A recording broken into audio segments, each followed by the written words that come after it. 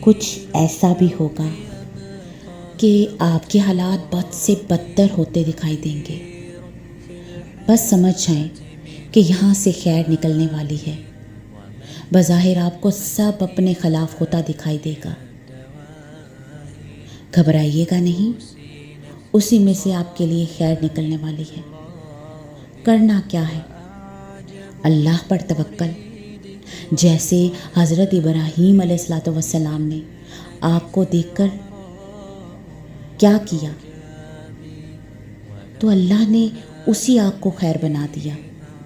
جیسے حضرت موسیٰ علیہ السلام نے اپنے آگے سمندر اور اپنے پیچھے فرعون کو دیکھ کے اللہ پر توکل کیا، اللہ نے اسی سمندر کو پھاڑ کر راستہ بنا دیا۔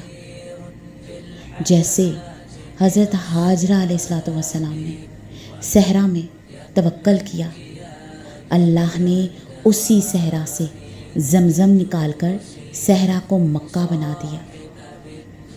تو کرنا کیا ہے؟ سخت سے سخت حالات میں اللہ سے گلہ نہیں کرنا، بلکہ توکل کرنا ہے۔